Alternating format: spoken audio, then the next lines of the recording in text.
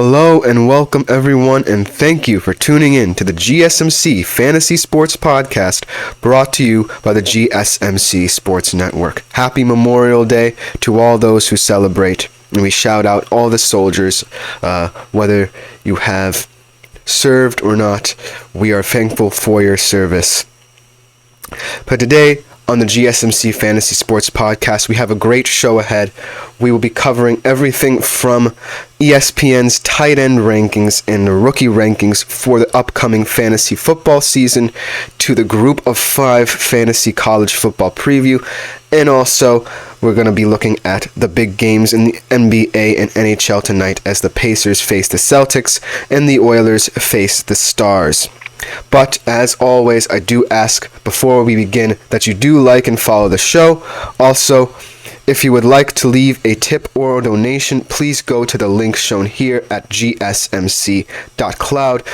All your support is a big help to the network. It helps me and my fellow podcasters, so it is greatly appreciated if you do decide to leave a tip or donation. Also, you can leave a question for me to be answered at the beginning of the next episode, so do please make yourself available to that link right there. Now, to start off the show, we are going to be talking about the Pacers and the Celtics. Sorry about that. That should say Game 4 betting preview. But ultimately, this is going to be a very interesting game, as the big thing that I think about when I think about this series is the word luck. The Celtics obviously could right now be down 2-1 in this series, but they have been able to pull away, mainly due to Indiana's kind of ineptitude in the final stages of these games. But looking at the betting trends and also the fantasy projections for tonight's game, tonight we are looking at a 222.5 over-under. Also, Boston is giving Indiana 7.5 points. And the money lines are looking like Indiana plus 245 and Boston minus 300. Looking at fantasy projections, this is from DraftKings. Obviously, the big names to look out for, obviously, because Tyrese Halliburton is injured, we will not be looking at his projections for tonight, but we will be looking at Jason Tatum, a much discussed and controversial figure in both real life and the fantasy world. Tonight he is valued at $10K on DraftKings, and it's projected to have 55 flat DraftKings fantasy points. Like I said before, in terms of Indiana, Tyrese Halliburton, his status is up in the air, so tonight's big player for them, if he should be out, is Pascal Siakam. He is currently priced at 7.5K on the DraftKings market, and he is projected to have 40 fantasy points. That is going to be a huge miss if Tyrese Halliburton does not play, but I highly expect Pascal Siakam due to the fact that Boston does not have that much depth outside of the injured Kristaps Porzingis down low. They have tried to combat that with whether it be Luke Cornett or O'Shea Brissett down low, but ultimately Pascal Siakam has looks to be one of Indiana's most promising players in this series, both offensively and defensively. Another quick shout out in terms of fantasy, after his surprisingly huge game last game in Game 3, Al Horford last game, obviously without his offensive production, perhaps the Celtics would not have been in the position they were in down late in that game. Tonight he is valued at 5.8K, so if you're looking for a very cheap option to roster on your DraftKings daily fantasy basketball lineup, he is one to look out for. He is currently projected to have 30.8 DraftKings fantasy points, so not bad for someone who was not expected to get as many looks in this series as he did. But overall, I think that Al Horford does add that offensive presence, at the very least for the Celtics, like he proved in Game 3 of this series. So I think that he could be a sneaky fantasy prospect for tonight's game. So do look out for him. And last but not least, in terms of fantasy, another guy who impressed in the absence of the Pacers' biggest star, Andrew Nembhard. Last game, he had a very impressive game, kept the pace for this Pacers offense. Tonight he is projected to go for 5.7K on the DraftKings market, and is last but not least projected to have 28.5 DraftKings fantasy points. So as you can see, high variations and shifts in terms of both betting trends and fantasy projections for tonight's game, due to the fact that even though the Celtics have a big 3-0 lead, this series has not been as expected in terms of how close all of these games have been, especially last game when a Tyrese Halliburton was injured. So I do believe that in order for the Pacers to keep pace, I do think that ultimately you have to rely on a guy like Andrew Nembhard to keep the pace for the squad. Also, looking at Pascal Siakam down low, that is the one advantage that I do think the Pacers have. They have that depth down low to combat anything that Boston throws at them, whether it be Siakam or Turner. They just have that extra oomph that is lacking right now in the Boston Celtics depth chart because of the injury to Porzingis. As for Porzingis' status for tonight's game, he was, in the words of Woj, expected to be in this lineup for tonight's game at the very least, but in my honest opinion, I do think that Porzingis should be held out, as it is looking more and more like Boston should be able to handle the Pacers in this final game of the series. I do expect Boston to win. Ultimately, I think that that game 2 nights ago was a fluke. I think that because the fact that Boston was able to come back in such a fashion, I do think that Indiana is going to come out deflated tonight, thinking that obviously they could have at least stolen a game and prevented the Celtics from going for a sweep, but that is not the case tonight. I think that the Celtics will complete the sweep in good old-fashioned dominance, that's showing that they do belong in the NBA Finals.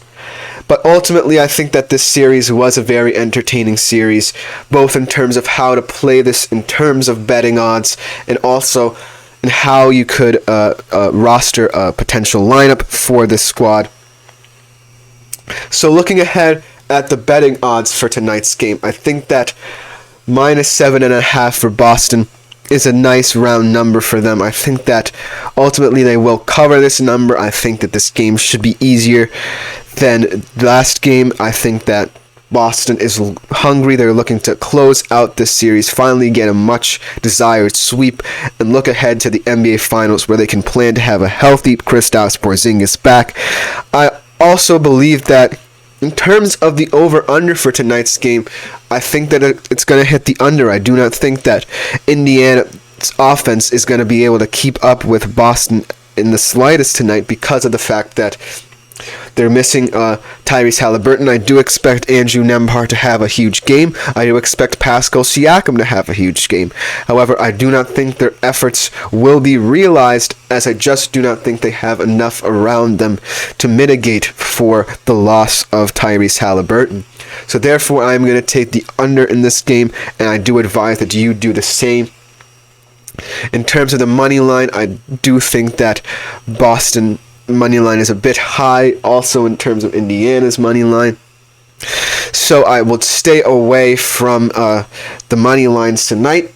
I do think that overall this game is just going to be a straightforward game. I think that Boston is going to handle them comfortably, hence the under in terms of the spread there. But overall, looking at fantasy, I do think that there are some huge opportunities for big points.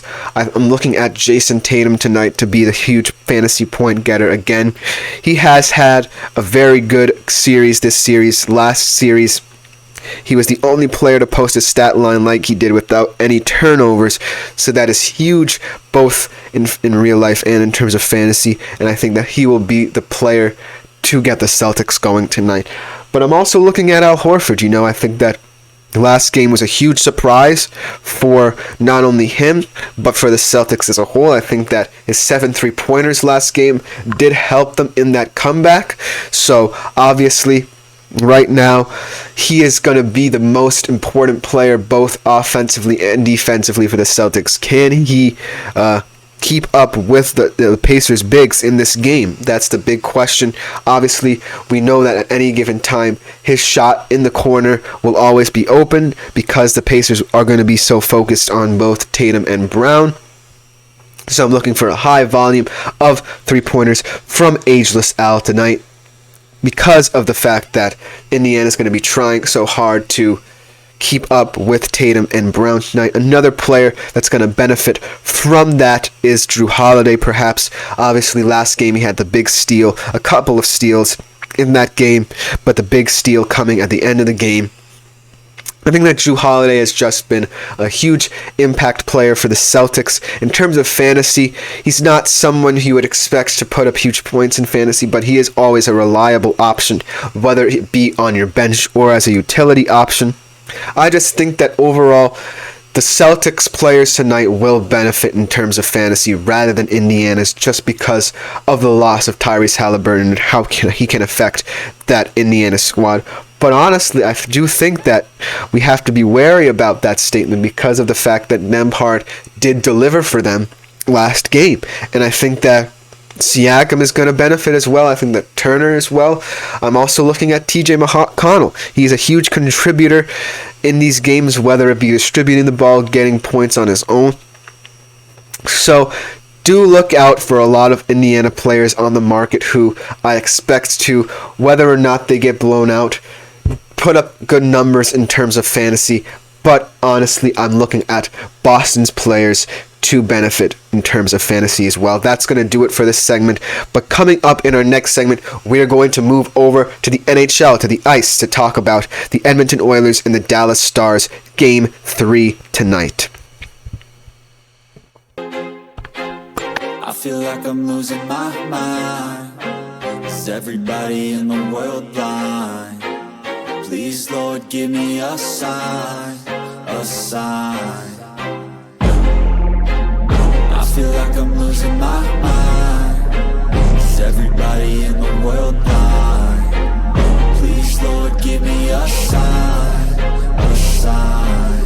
I wanna be the greatest. Everybody on the fake shit. I look around and feel like everybody is the fakest. I make this every day and I'm impatient, hoping one day I blow up from the basement. Statement, the top is so vacant. I don't hear shit that I think is amazing. Waiting for my day when I'm playing sold out shows for 1,000 faces. Hey, give me that crown, get in my way and to be put down. It ain't your place, all this my town. If I want that shit, then I'll get it right now. I'm losing it, the noose it fits. I'm losing shit, a stupid myth. You choose to live or choose to dip. You choose to fight or lose your grip and lose a gift. I feel like I'm losing my mind. Is everybody in the world blind? Please, Lord, give me a sign, a sign. I feel like I'm losing my mind. Is everybody in the world blind? Hello everyone and welcome back to the GSMC Fantasy Sports Podcast. Before we get into the second segment, as always, I do ask that you leave a tip and donation at the link gsmc.cloud. It is a huge support to both the network, myself, and my fellow podcasters, so do please consider leaving a tip at the link. Now, coming up for our next segment, we have a game in the NHL tonight as the Edmonton Oilers take on the Dallas Stars and look to clinch home ice advantage over the Stars. They already split in Dallas, so Edmonton is looking to take a huge advantage in this series. After an exhilarating game last night, give credit to the Eastern Conference finalists, Florida and New York, in their exhilarating game. Edmonton and Dallas looking to top that tonight. I think that this series is the more even of both conferences. I do think that ultimately Edmonton and Dallas are very well balanced to face each other. I think that this is an exciting series in terms of storylines, as we've seen how the Edmonton special teams has come on strong to help them late in the playoffs, while Dallas is just very well structured in all levels of the ice, can hit you hard during any time of the game. And so I'm looking forward to tonight's game to see how this series shakes out, which team will have the balance shifted come tomorrow. And so looking at the early betting odds for this game, we have the over-under set at 5.5 points. In terms of the money line, Edmonton minus 130, Dallas plus 110. and the Oilers are favored. They're at minus 1.5 for tonight's game. Looking ahead at the fantasy in terms of DraftKings, as before, all three top spots are taken by Edmonton Oilers, with Draisaitl, McDavid, and Bouchard being the top three. But tonight, I just want to focus on Draisaitl and Bouchard. They are the keys both on offense and defense for the Oilers for tonight's game. I think that Leon Draisaitl is just a powerful player, and he can get going at any time, obviously leading not only the Oilers but the league in playoff points. So obviously he is going to be tonight's highest priced player at 8.5K, and he's projected to have 18.8 fantasy points for tonight. Looking at a player in Evan Bouchard who has been surprising, whether in terms of his defensive prowess or offensively, where he has been scoring booch bombs left and right. He is very loved in Edmonton, a key figure for Edmonton's playoff run this year. He is valued tonight at 6.8K. He is projected to have 14.9 fantasy points. In terms of the Stars, let's look at the Stars as a team. They obviously rely heavily on defense as well, and it all starts with the man in between the crease tonight, Jake Oettinger, probably the second best goalie in my mind in these playoffs behind Bobrovsky, maybe even the third best if you want to throw in Shesterkin in the Eastern Conference, but Jake Oettinger is still probably the most solid goalie in the Western Conference, and is a huge reason as to why Dallas are where they are. He is projected to have 8K. He's projected to go for 8K. Sorry about that. He's projected to have 13.4 fantasy points as well. And in terms of that defense, it all starts with a man who is averaging an insane amount of ice time, so vital to the Stars defensively and on special teams, Miro Heiskanen. He's only projected to go for 5.9K. I think that's a bargain for anyone looking for a strong defenseman to lead their squad tonight. And he's projected to have 11.5 fantasy points. Now, in terms of how this game will play out, it is really anyone's game, in my opinion. I think that both of these games, Game 1 and Game 2, beforehand, showed the fact that this is a very tight series, and it all could come down to who's the better defense. I think that this series, goals were very hard to come by. I think that, obviously, both teams don't want to make as many mistakes offensively, and that's why they are focusing on their defense. They are focusing on being strong in terms of penalty kill. Obviously, both teams very high up in terms of playoff penalty kill. So that is why, looking at these odds, I think the odds are right where they need to be. I think the over-under is fair. I think, honestly, this game could go either way, because both teams, while strong defensively, have those players that can get going on the offensive side of the ice. Edmonton, obviously, with that three-headed monster, Draisaitl, McDavid, and Bouchard, can get you from anywhere. Or, if you look at the Stars, they have a young gun in Wyatt Johnston. They have Jason Robertson. They have the structure built for them going forward on all levels of the ice. But in tonight's game, I am looking at the Oilers minus 1.5 as a very appealing option for bettors tonight, as I think that the Oilers will ultimately win this game. They stole home ice advantage from Dallas by splitting the first two games, and now they're heading back to Edmonton with 3 games to play there. So I think that Edmonton has a really strong chance to make a statement in this Western Conference Finals going forward. I think that Leon Draisaitl and Evan Bouchard are well-deserved in terms of where they are placed in terms of fantasy. They are the 2 top point scorers for Edmonton and in the playoffs, respectively. So I just think that Edmonton right now should be feeling pretty confident. Obviously, they are coming off that Game 2 loss where the Stars finally broke through in the third quarter, got some goals. But I'm looking at Edmonton to bounce back. I think that Edmonton has the better experience when it comes to how to manufacture points, both offensively and also I think they're going to really be honed in terms of special teams and in terms of their power play and penalty kill tonight. So therefore, I just think that Edmonton has just enough to eke out a win at home tonight and really take over this series. But in terms of the Stars tonight, I think that the Stars will score a couple of goals because that's who they are. That's their identity. The Stars will never go down without a fight. Obviously, I'm looking for them to want to establish themselves defensively, but I also think that they, with their young guns up front, want to score goals as well. Obviously, I'm looking at Stuart Skinner in terms of Edmonton's goaltending issues to kind of have to weather a star storm early on. But overall, I think that Stuart Skinner will have a bounce-back game. I think that he will do enough, mainly due to the defense in front of him. The amount of shots they do not give up is very crucial in how Edmonton plays. So I think that whether Stuart Skinner faces a lower number of shots or a higher number of shots is highly dependent on Edmonton, but ultimately I think that he will be able to deal with them and that Edmonton will provide for him up front as well. That being said, going forward, I think that the betting trends look for them to be a bit more volatile, and I think that since this series is going to be low solo scoring as we saw in the past couple of games, I do think that it will highly depend on how tonight's game goes as well. This game 3 is probably the most important game in this series, seeing as to how, since both teams split games at Dallas, this next 3 games are very crucial as to how bettors are going to view this game going forward, how you are going to see the odds change in favor of one team or another. So do be very wary of how you bet coming up, but for tonight's game, I'm highly confident in saying that Edmonton minus 1.5 is a nice looking bet, and 5.5 is a very fair level in terms of how the points will be distributed for tonight's game. But that is just going to do it for this segment. Coming up next, we are going to get into what fantasy is all about. Yes, we're going to be talking some football, specifically Group of 5 fantasy college football and all the nice players that you might be overlooking come draft time for fantasy college football in the Group of 5. So we will be right back with that.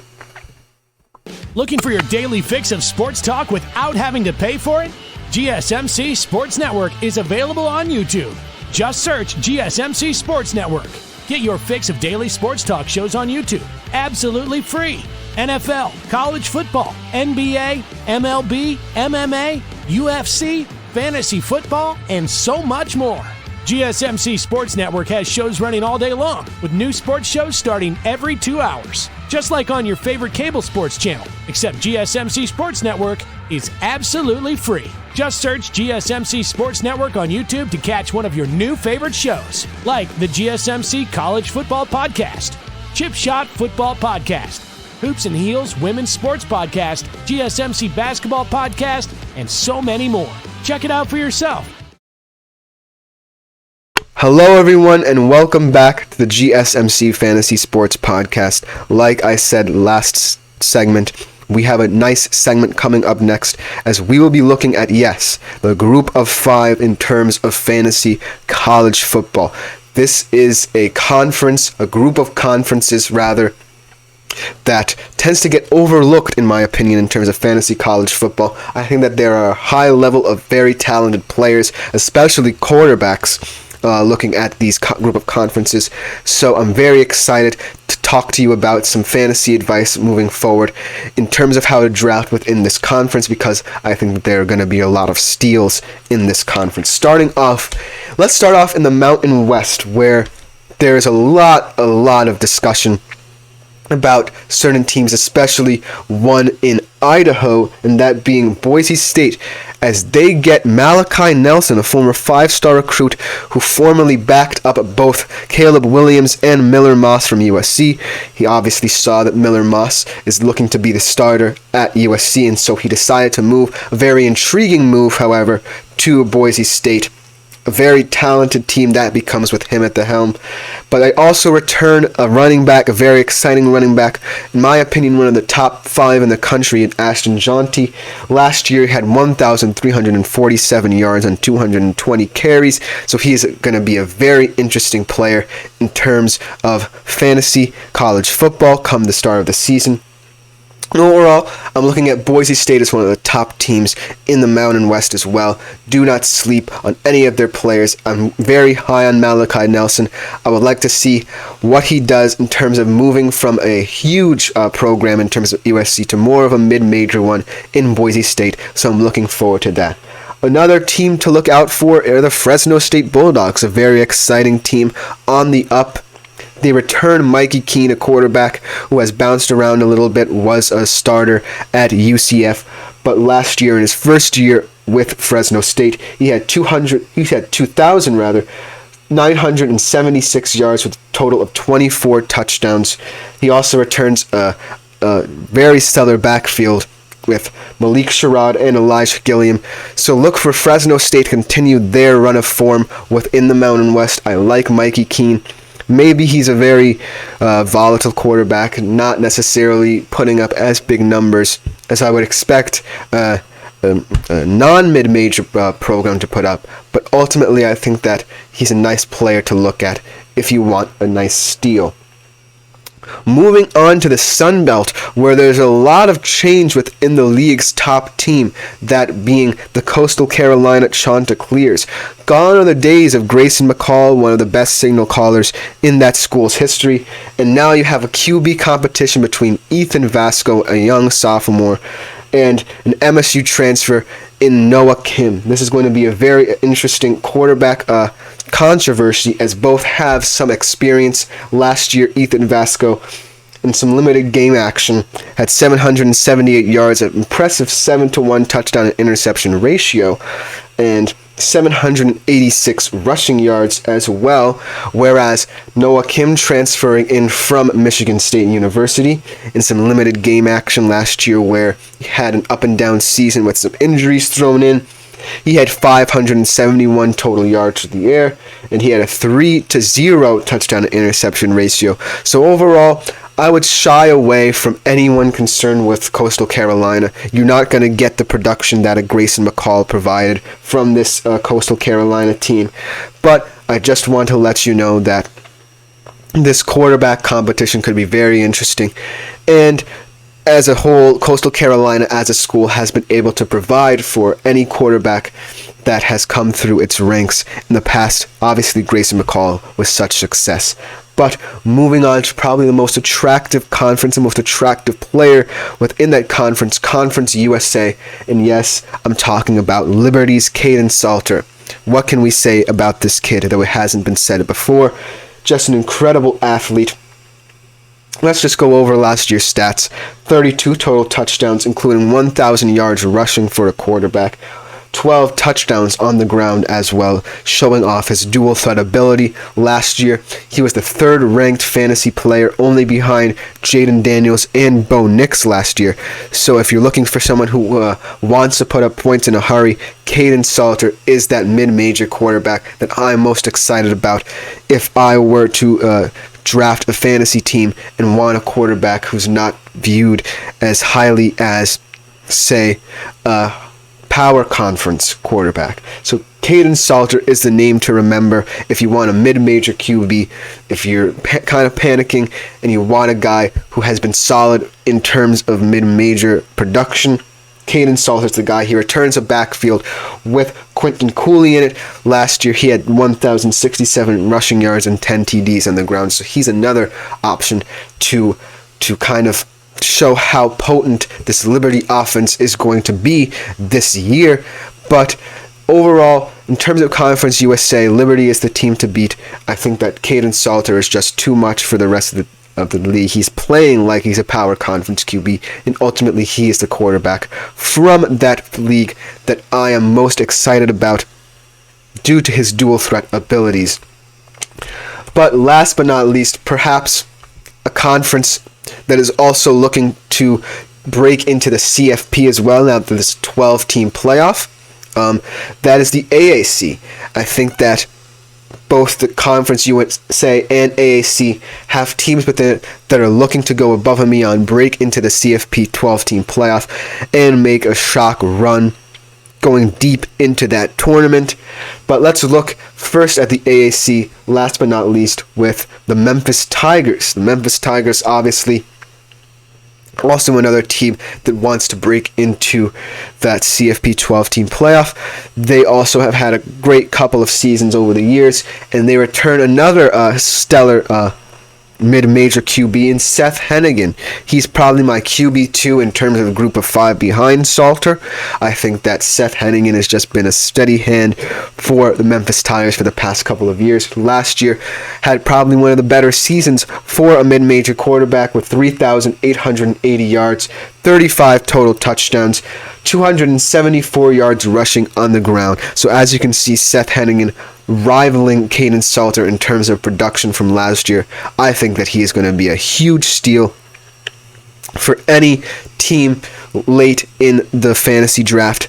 I also think that the Memphis Tigers have some interesting players in their backfield, and also in terms of their wide receiver core, they're returning 2 wide receivers who in my mind can be very interesting players in terms of fantasy.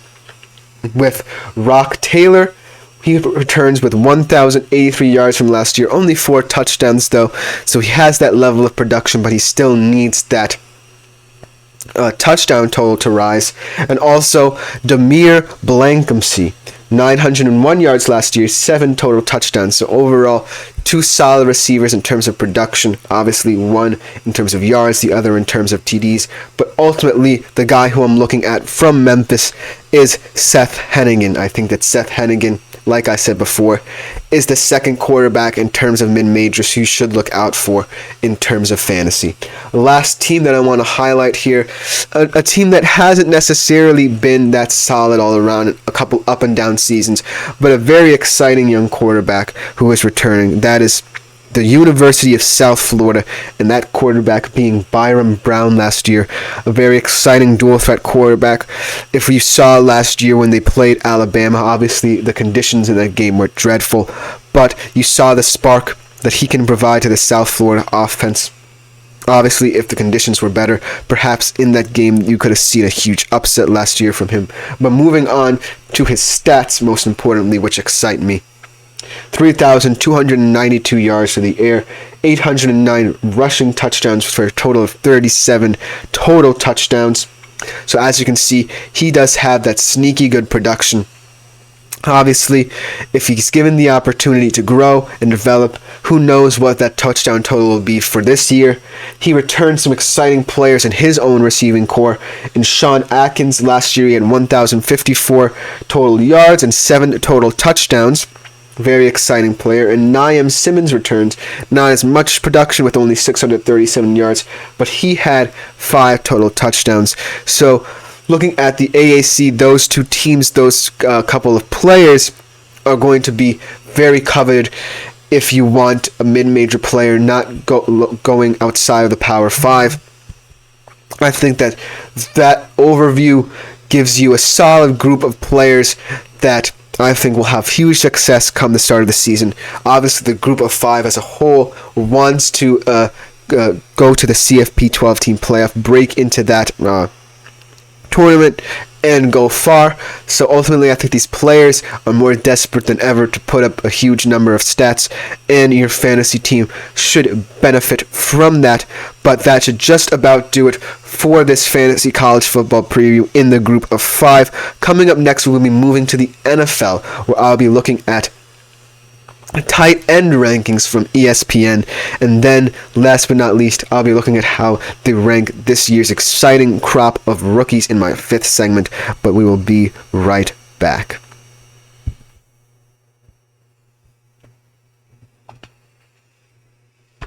For the best and latest podcasts available anywhere, go to the podcast app on your cell phone and type in GSMC to access free content-rich podcasts on health and wellness, book reviews, sports, entertainment, relationships, social media, movies, technology, finance, and even weird news. Subscribe and download the GSMC Podcast Network's family of shows, available everywhere podcasts are found.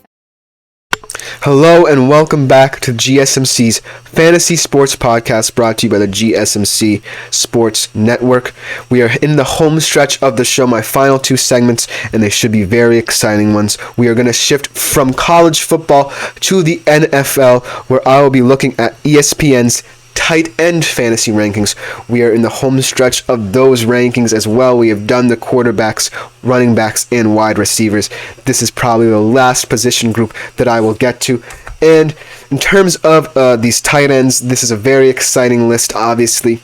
Tight ends, probably not the most coveted position in terms of fantasy, but still respectable. I have the list right here, and without further ado, let's get right into it. At number 1, a little bit of a shock, but not in my opinion, because as a rookie last year, he had big numbers in a Detroit Lions offense that was very successful, and yes, that is Sam Laporta who I'm talking about.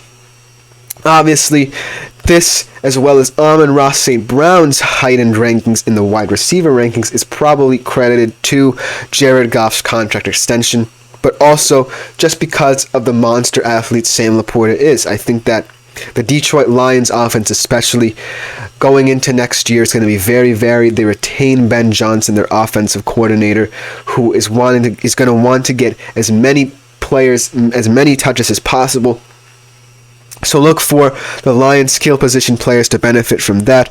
I think that Sam Laporta, especially coming into his second year in the league, is going to be one of the premier tight ends in the league, obviously challenging the next guy on this list for the tight end 1 position at the end of the year. And I think that while a lot of people think that the next guy on this list is still the number 1 tight end in the league, I say that Sam Laporta is going to be the one to take over that come this next guy's retirement. And yes, that next guy, who I've been alluding to for quite some time, is Travis Kelce. Travis Kelce is still going to be one of the top tight ends in the league, no matter how long he plays. I think that ultimately this year, well, with the addition of a player to the draft and Xavier Worley for the Kansas City Chiefs, who we will discuss in my next segment, I think that Travis Kelce's numbers could go down, but he is still Mahomes' number 1 option. Obviously, you have a guy like Rashee Rice who's going to be relied upon this year, but outside of that, I think that the Chiefs were still going to try and solve their wide receiver issue. I think that Xavier Worthy's not just going to be a plug-and-play sort of player. He's going to want to be implemented more into Andy Reid's offense. So I think that ultimately, Kelce is going to have his targets elevated at the start of this year. However, by the end of this year, I don't expect him to get as many targets, as I feel that Andy Reid is going to have integrated players like Worthy, Rice, MVS more into his system, get them more comfortable and acclimated to his style of play, and I think that Kelce's numbers will decline. That being said, I don't think they will decline as much as people expect. He is still Travis Kelce, and he still has Patrick Mahomes as his QB, and they are still one of the best wide QB tight end duos in the league. So I think that Travis Kelce, for the time being, has to remain in at least the top 2. Going on to number 3 here, is another player who is coming off a sad injury last year in the AFC Championship game. Who knows if he would have been able to help Lamar and the Ravens win in that AFC Championship game had he been healthy. Yes, I'm talking about Mark Andrews, one of the preeminent tight ends in this league for the past couple of years, mainly because of the Ravens' style of play, I suspect.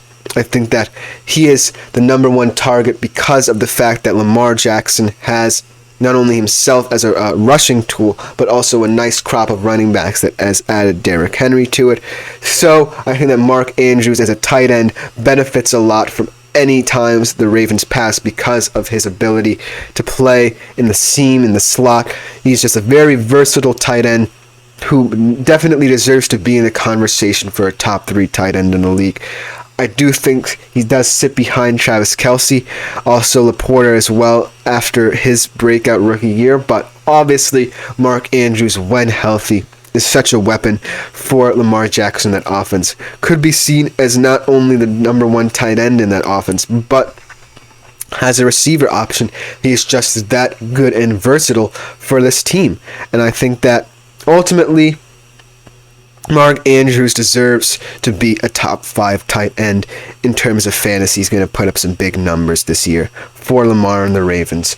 Going in at number 4, kind of a surprise in my opinion, perhaps due to the fact that he gets a full season under Kyler Murray, but I'm not necessarily certain I would put him as high.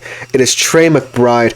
Last year, probably one of the better Cardinals weapons, seeing as to how they were heavily decimated by the injury to Kyler Murray to start the season, so their passing attack was not as potent as it should have been. But I can see how Trey McBride's status gets elevated due to the fact that Kyler Murray comes back. But however, I think that the Cardinals are going to want to get another rookie going, who I'm going to talk about later, for in this offense. So Trey McBride in the top 4 is kind of our first surprise here. That being said, I do think that the Cardinals will want to get their passing attack going, and he could benefit from that. But that is really all the stuff I want to say about him, rather, that should be of note. Coming in at number 5 is Evan Engram of the Jacksonville Jaguars. What a shocking turnaround for his career, moving from the Giants, where he did not have as much success, and now with Trevor Lawrence and the Jacksonville Jaguars. Evan Engram having a huge success at the tight end position. However, I do think that his success stems from whether or not Trevor Lawrence can get going. I think that Trevor Lawrence is very volatile. I think this past year he definitely regressed to the mean a little bit. I do think that Evan Engram's play heavily relies upon how Trevor Lawrence plays, whether or not, he wants Evan Engram to be a huge part of this offense. I think he will be, because they lost Calvin Ridley. I think that Evan Engram now becomes one of the more potent targets in this team. However, I do think that Doug Peterson has wanted to rely on the run a little bit. So look for Evan Engram to be more seen in the screen action game a little bit. I think that it heavily depends upon whether or not Doug Peterson relies on Trevor Lawrence to be able to scheme around a player like Evan Engram. So I think that he is deserving of this spot, but we'll see as the season goes on whether or not Trevor Lawrence can keep him there. At the number 6 position is a tight end who can at any given time be in the conversation for any of the positions above him. That is George Kittle. Obviously, he is seen as a huge weapon for this 49ers offense. I think that George Kittle is going to be one of the top tight ends you talk about come the end of the year. I just think that he's one of those players who does not benefit from how good of skill position players are around him. I think that Brock Purdy wants to distribute the ball a lot, and that is why that number at number 6 is reflected with George Kittle. I think that he's still one of the preeminent tight ends in the league. He's still going to get major yard production. However, I do see with the rise of some younger players, how George Kittle can be viewed as outside the top 5. I think that he's still a stellar athlete, though, and we shouldn't count him out. Coming in at number 7, probably one of the more underrated tight ends on this list, in my opinion, mainly due to the fact that we don't know how he'll perform with his quarterback, Deshaun Watson, David Njoku. I think that David Njoku is a stellar athlete, but most of that stemmed from the fact that last year, once Deshaun Watson went down, he had inflated numbers due to the fact that Joe Flacco had him as his favorite target, and I think that Deshaun Watson coming back might limit his number of targets going forward, because Deshaun Watson is not necessarily that as reliant on tight ends as, say, Joe Flacco was. So I think that David Njoku, while deserving to be in these top 10 rankings, might have his numbers deflated due to the fact that Deshaun Watson is going to be looking more to players such as Elijah Mitchell, who was one of his more reliable targets, and Amari Cooper. That being said, I think that David Njoku could turn out to be a steal if Deshaun Watson incorporates him more into the offense, if Kevin Stefanski as well incorporates him more into their offense, because of the fact that David Njoku is such a stellar athlete. Very versatile in terms of his route running abilities, one of the best route running tight ends in the league in my opinion, and so I think he's well deserved to be on this list. Coming in at number 8, a very interesting player, another second-year player for Buffalo, Dalton Kincaid. I think that this number is elevated mainly due to the fact that he is now one of Josh Allen's premier targets. Obviously, they lost Gabe Davis, they lost Stephon Diggs. So who is going to be that number 1 target for the Buffalo Bills? I think the answer is going to be Dalton Kincaid, and that is reflected in why he's so high in these rankings. I think that Josh Allen's going to have to look for him early and often. I don't think he's as versatile as a route runner as some of the ones above him, but he is still a very nice piece. Obviously, coming out of Utah last year, one of the best tight ends in college football history, in my opinion. So I think that the pressure's going to be on him to be the guy for Josh Allen, but I think that he will handle that pressure well because the fact that he is going to get a lot of targets in this offensive system, obviously, as they transition to more rushing style attack, as we saw last year. I think that Dalton Kincaid will get a number of short yardage opportunities, and thus I think that he is well deserving of a top 10 spot. At number 9, I think this is a guy who can be higher come the end of the year due to the fact that he now has better quarterback play, and that is Kyle Pitts. I think that Kyle Pitts has been heavily underrated due to the fact that his QBs over the past couple of years were dreadful.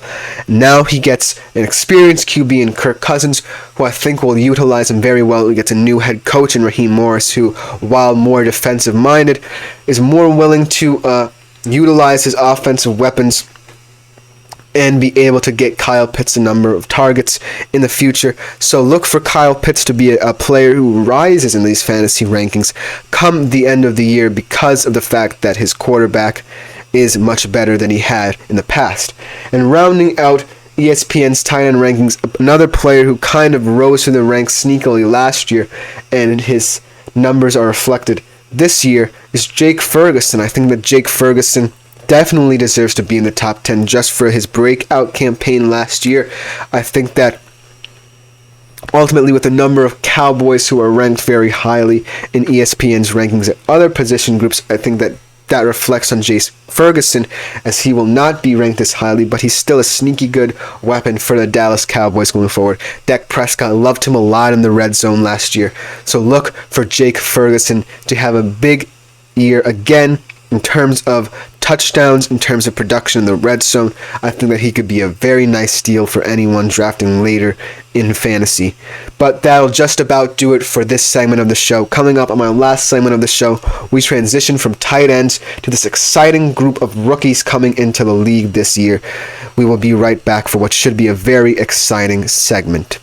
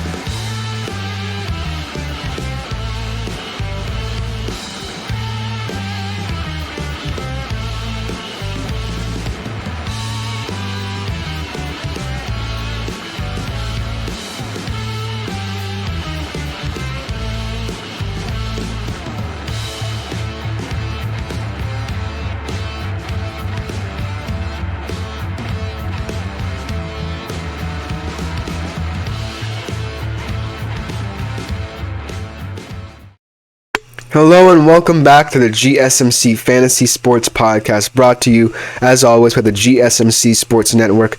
We are at the final segment of today, and that segment, like I said before, we have done the tight ends for ESPN's fantasy rankings, and now we are looking at the rookies. This is one of the most exciting group of rookies we have ever seen come into the league.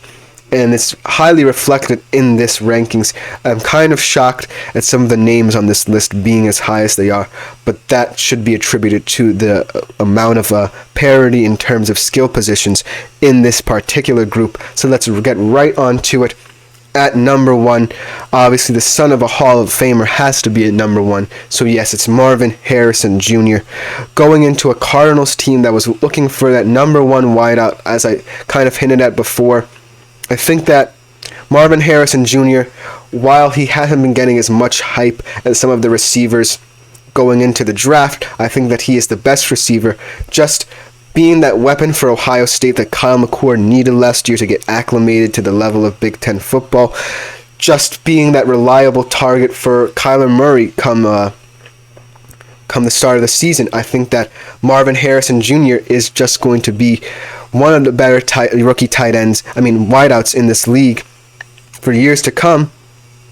And so I think that this well-deserved.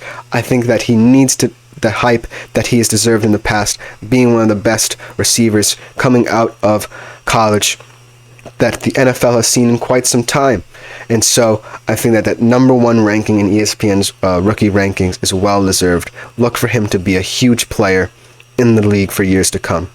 And number 2, I think this is highly reflected on the fact that his quarterback has not had a player of his caliber in his wide receiver core in quite some time, and that is Malik Nabers. He immediately becomes the number 1 wideout for Daniel Jones. I think that this is more a reflection on the fact that the Giants expect a lot more out of Daniel Jones rather than is on Malik Nabers, because obviously coming into this, Nabers is going to be the number 1 wideout in terms of targets for ESPN. That does not mean that Daniel Jones' production immediately is reflected by that. I think that this ranking is mainly due to the fact that Malik Nabers will suddenly become a number 1 wideout in the system, and that is why ESPN ranks him so highly. That being said, I think that he is one of the more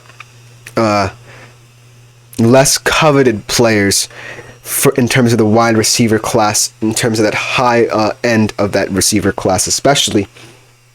And so I feel as if this might be a too high a ranking for a player whose quarterback has too many questions, whose other wide receiver core members have a lot of questions surrounding them.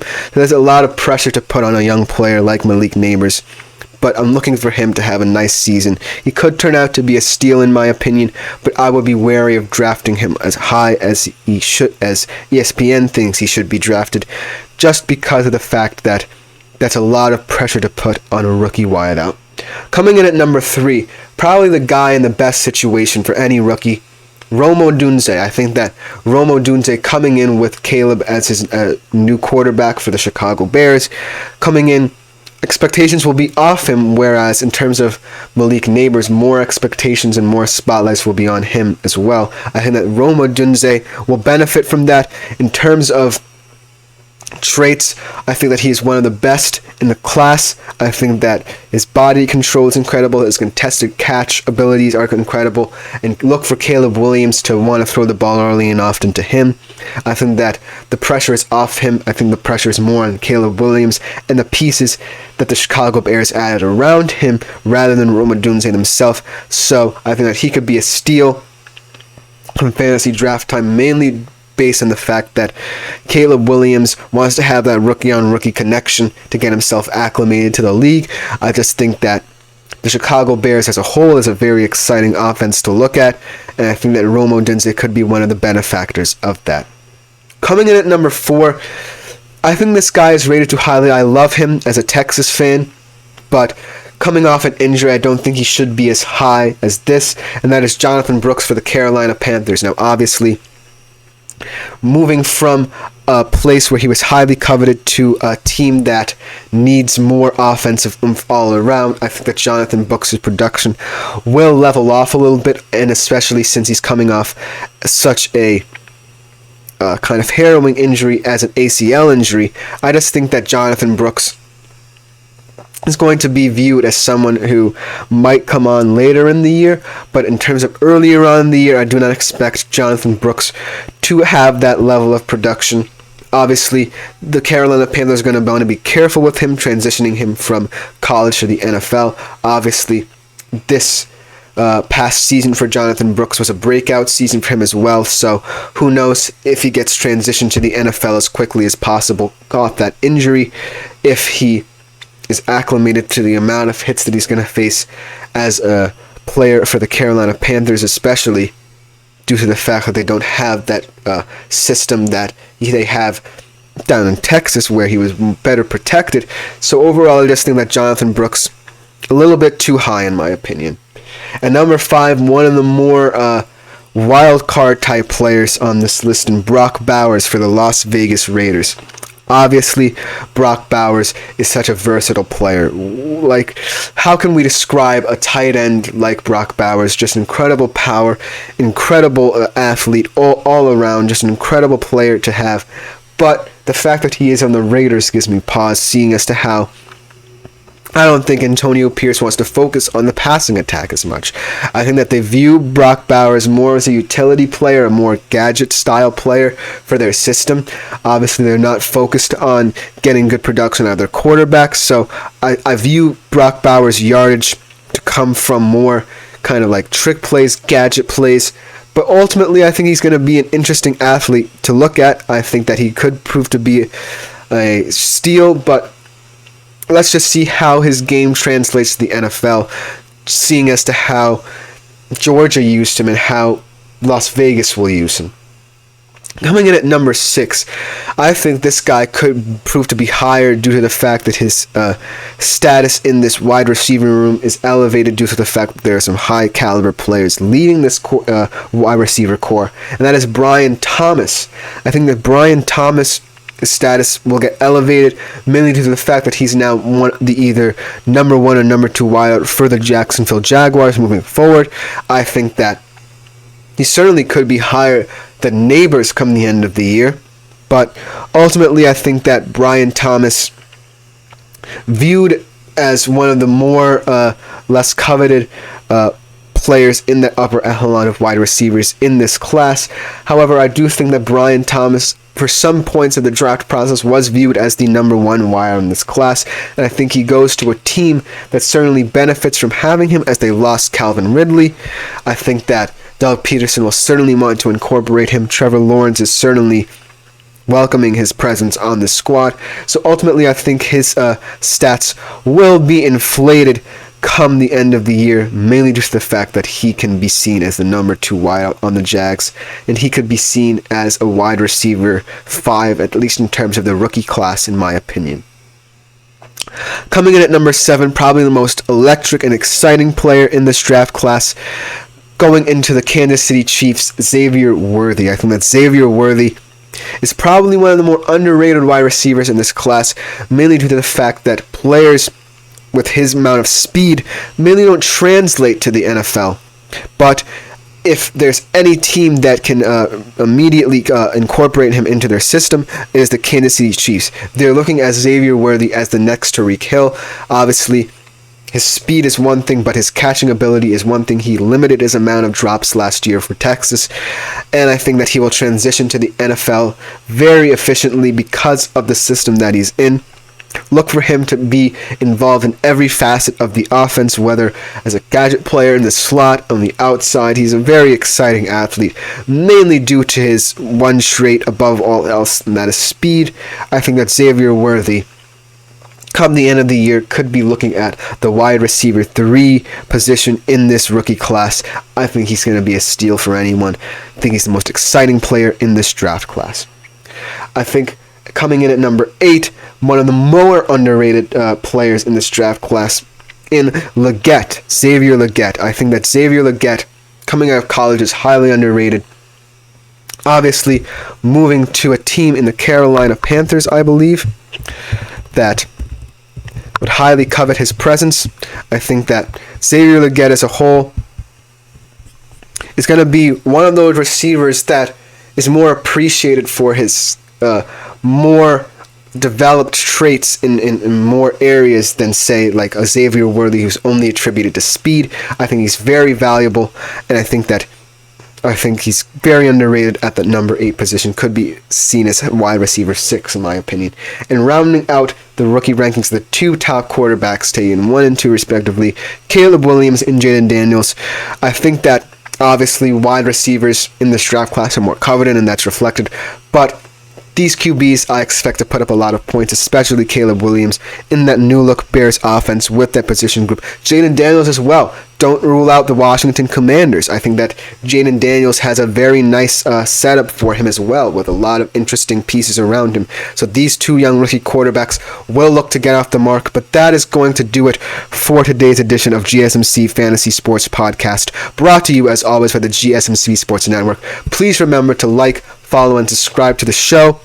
It supports us a lot. It means a lot to our network and to me and my fellow podcasters. Leave a tip and donation at the link gsmc.cloud. But that is it. I've been Christopher Shepard. Thank you guys for tuning in. Happy Memorial Day to all. And that should just about end the show.